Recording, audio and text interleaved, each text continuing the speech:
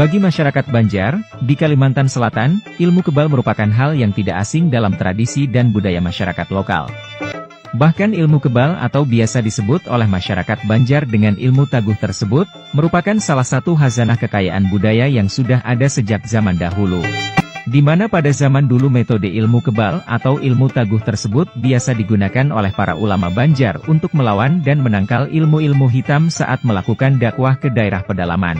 Bahkan pada Perang Banjar saat melawan kolonial Belanda dahulu, banyak gerakan-gerakan perlawanan para pejuang tanah Banjar yang menggunakan ilmu-ilmu kebal. Salah satunya yakni gerakan Baratib Ba'amal yang menggunakan his, ratib, wirid dan doa dalam berbagai gerakan yang membuat mereka tidak takut dengan berbagai jenis senjata tajam maupun terjangan senjata api dari Belanda.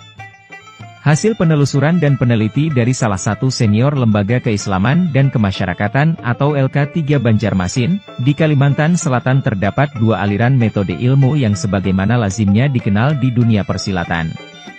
Kedua aliran tersebut yakni golongan putih atau ilmu hitam, dan golongan hitam atau ilmu hitam. Di mana golongan putih tersebut biasa dipakai oleh para ulama zaman dulu dengan menggunakan metode yang sesuai dalam syariat agama Islam. Sedangkan golongan hitam sendiri biasanya menggunakan metode dan cara yang menyimpang, seperti bersekutu dengan makhluk astral atau jin melalui berbagai perantara dengan tujuan untuk menambah kekuatan atau kedikjayaan seseorang khususnya dalam hal kekebalan. Adapun ilmu kekebalan atau ketaguhan tersebut juga memiliki tingkatan yang berbeda, yakni ada yang hanya sebatas permukaan kulit sampai daging, bahkan ada pula yang kebal dari kulit sampai tulang. Sementara itu, dalam tradisi kepercayaan masyarakat Banjar, terdapat 8 metode atau cara untuk mendapatkan ilmu-ilmu kebal. Pertama ada metode istilah taguh dari lahir, yakni kekebalan yang didapat seseorang sejak lahir, karena saat dilahirkan dengan cara memperbaiki yang melapisi permukaan atau lingkungan orang Banjar adalah bakalabut. Ilmu kebal yang menjadi anugerah itu pun disebut juga dengan taguh kurung-kurung, karena kebal ini terjadi ketika menciptakan yang menutupnya hanya bisa dibuka dengan cara digigit atau digurat menggunakan sembilu. Metode kedua taguh dengan untalan, yakni untuk mendapatkan ilmu kebal seseorang harus menelan sesuatu yang didapat dari hasil balampah atau bertapa serta juga bisa didapat dari kekuatan hewan, seperti minyak gajah, minyak bintang, minyak gilingan gangsa, minyak sulingan mayat, bulu mariaban dan banyak lagi. Metode ketiga adalah taguh dengan polesan minyak atau air tertentu.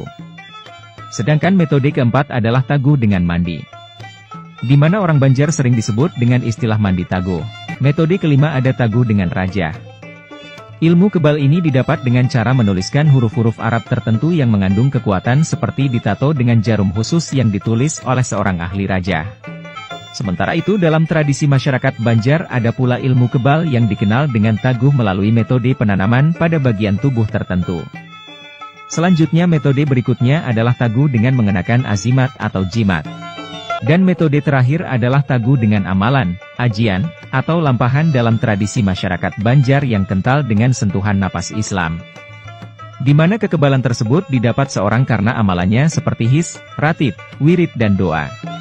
Kebenaran tradisi dan ilmu-ilmu kebal itu tak bisa dipungkiri, karena peran ilmu taguh dalam keikutsertaan untuk kemerdekaan negeri, khususnya di Kalimantan Selatan tak bisa diabaikan, meski masih ada sebagian yang memungkirinya. Itulah tadi ulasan singkat dan informasi tentang ilmu kebal atau taguh dalam tradisi masyarakat Banjar.